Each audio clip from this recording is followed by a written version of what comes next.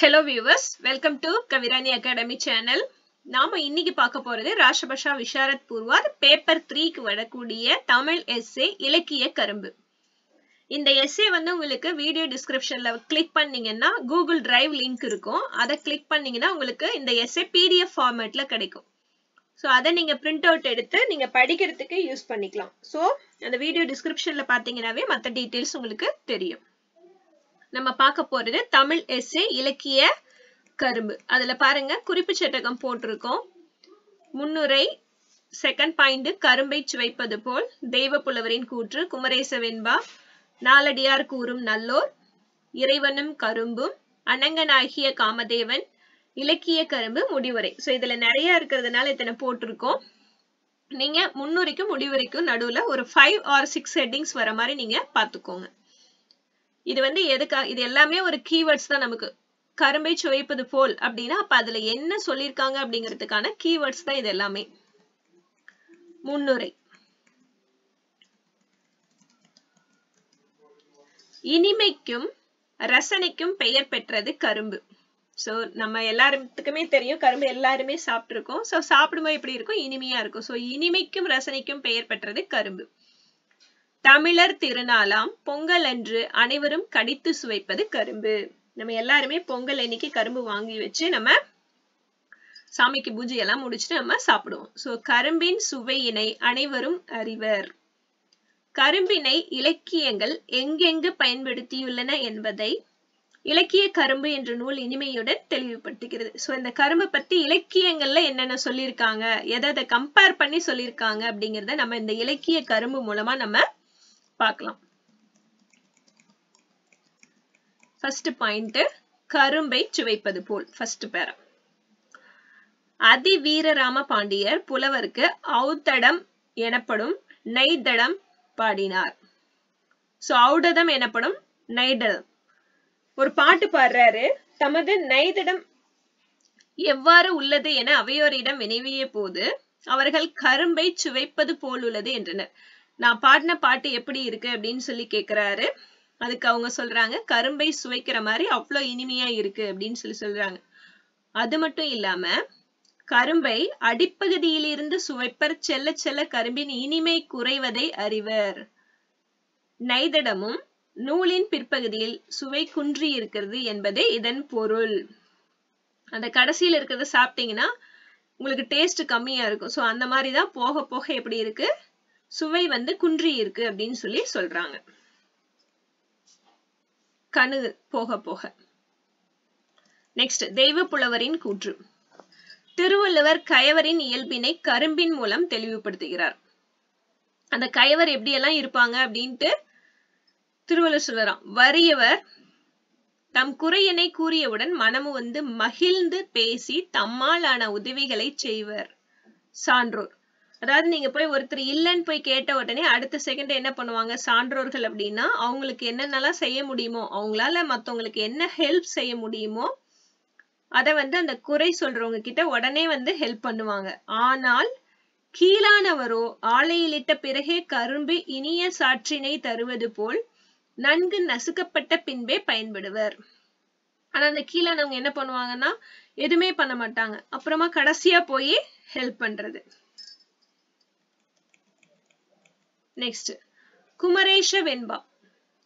அதுல செகவீர பாண்டியனார் தமது குமரேச வெண்பாவில் பொறுமைக்கு பெயர் பெற்ற தருமன் கண்ணனையும் முனிவரையும் தூதனாக துரியோதனனிடம் அனுப்பி நாடு கேட்கிறான். சோ தருமர் என்ன பண்றாருன்னா கண்ணனையும் ஒரு முனிவரையும் அனுப்பி துரியோதன் கிட்ட நாடு கேட்க அனுப்புறாரு. ஃபர்ஸ்ட் 5 ஊர் கேக்குறாங்க. அப்புறம் 5 பிளேஸ் அதாவது இல்லங்கள் வீடுகளை கேக்குறாங்க.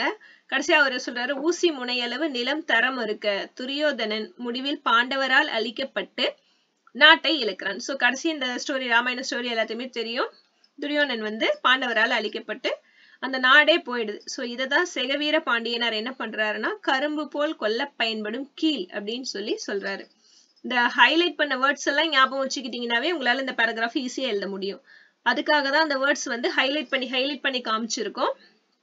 சோ செகவீர பாண்டியனார் என்ன சொல்லியிருக்காரு கரும்பு போல் கொல்ல பயன்படும் கீழ்.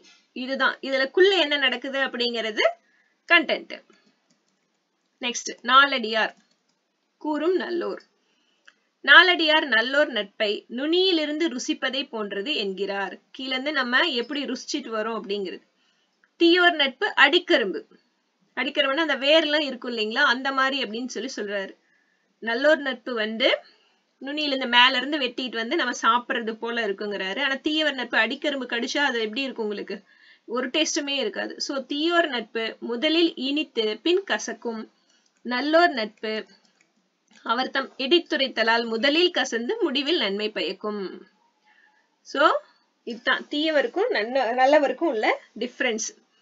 தீயார் நட்பு வந்து ஃபர்ஸ்ட் நல்லா இனிக்கும், அப்புறம் கசக்கும். ஆனா நல்லோர் நட்பு கசந்தாலும் முடிவில் இனிக்கும்.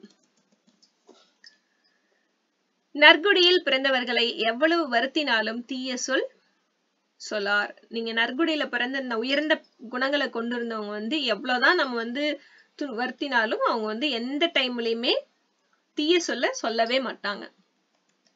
இறைவனும் கரும்பும். ஆளைப்படு கரும்பின் சாறு போல என்று இறைவனை பாடுகிறார் திருநாவுக்கரசர்.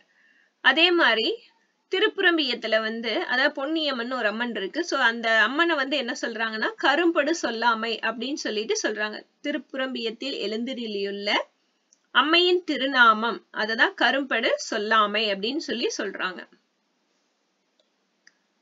அனங்கனாகிய காமதேவன். கந்தபுராணம் கரும்பு வில்லேந்திய மன்மதனின் கதையை சொல்கிறது. சூரபத்மனை வதம் செய்ய முருகப்பெருமான் அவதரித்த யோகத்தில் ஆழ்ந்திருந்த சிவபெருமானை எழுப்ப தமது கரும்பு வில்லில் மலர் வைத்து எய்துகிறான் மன்மதன். மன்மதன் அன்புன்னு சொல்லுவாங்க. சோ அந்த அன்புல என்ன பண்றாருன்னா இவர் அந்த கரும்பு வில்லுல மலர் வச்சு எழுதுறாரு. அப்ப சிவனின் சிலத்தால் எரிந்து சாம்பலாகிறான். அப்ப மன்மதன் என்ன ஆகுறான், சிவனோட நெற்றிக்கண்ணை திறந்தோன்னே எரிஞ்சு சாம்பலாயிடுவான். அவனது மனைவி ரதியின் வேண்டுதலால் அவளுக்கு உருவமாயும் மற்றோருக்கு அருவமாயும் ஆகிறான் மன்மதன்.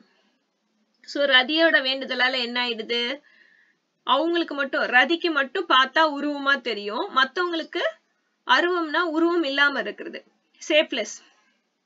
சோ மத்தவங்களுக்கு அவன் ஷேப்பா இருக்கிற மாதிரி ரதிக்கு மட்டும் ஷேப்பா இருக்கிற மாதிரி தெரியும், அவன் உருவமா இருக்கிறது தெரியும். மத்தவங்களுக்கு எல்லாம் அவன் அருவமா இருக்கிறது, உருவமே இல்லாதவன் தான் மன்மதன் அப்படின்னு சொல்லி சொல்றாங்க. அது மத்தவங்களுக்கு. இலக்கிய கரும்பு. ஔவையார் கரும்பினை அதியமான் நெடுமான் அஞ்சியின் முன்னோர் தந்தது என்கிறார். சோ இது யார் கொடுத்தாங்க? அதியமான் நெடுமான் அஞ்சி தான் அவங்களோட முன்னோர்கள் தந்ததுதான் கரும்பு அப்படின்னு சொல்லி ஔவையார் சொல்றாங்க. அழகிய சொக்கநாத புலவர் என்ன சொல்றாருன்னா கண் மற்றும் கணுவால். சொக்கநாத புலவர் என்ன சொல்றாருன்னா கண் மற்றும் கணுவால் மயிலையும் கரும்பையும் ஒப்பிடுகிறார். சோ இது ரெண்டையும் வச்சு கண் கணு ரெண்டையும் வச்சு மயிலையும் கரும்பையும் ஒப்பிடுகிறார் அழகிய சொக்கநாத புலவர். சேக்கிலார் அவர் வந்து சோழ நாட்டின் வளத்தை சுட்டி காட்டி கரும்பின் சாறு மடையினை உடைப்பதாக சொல்கிறார். சோ அந்த சாறு வந்து அப்படி இருக்குது அப்படின்னு சொல்லி சொல்றாரு. சோ ஔவையார் என்ன சொல்றாங்க, அதியமான் நெடுமான் அஞ்சியோட முன்னோர்கள் தந்ததுன்னு சொல்றாங்க. சொக்கநாத புலவர் என்ன சொல்றாரு, மயிலையும் கரும்பையும் ஒப்பிடுறாரு. சேக்கிலார் என்ன சொல்றாரு, சோழ நாட்டின் வளத்தை சுட்டி காட்டி அந்த சாறு வந்து அந்த மடையெல்லாம் உடைச்சிட்டு போகுது அப்படின்னு சொல்லி சொல்றாரு. மாசரு பொன்னே வளம்புரி முத்தே காசரு விரையே கரும்பே தேனே என கண்ணகியை பாராட்டி கரும்பின் சுவையை பறைசாற்றுகிறார் இளங்கோவடிகள். சோ இளங்கோனா இந்த இடத்துல இளங்கோவடிகள். மாசரு பொன்னே வளம்புரி முத்தே, சோ கரும்பே தேனே அப்படின்னு சொல்லி பாராட்டுறாரு கண்ணகிய. முடிவுரை. தமிழரின் வாழ்வில் இடம்பெற்ற கரும்பு தமிழ் இலக்கியங்களிலும் தமக்கென ஓர் இடத்தை பதிய வைத்துள்ளது.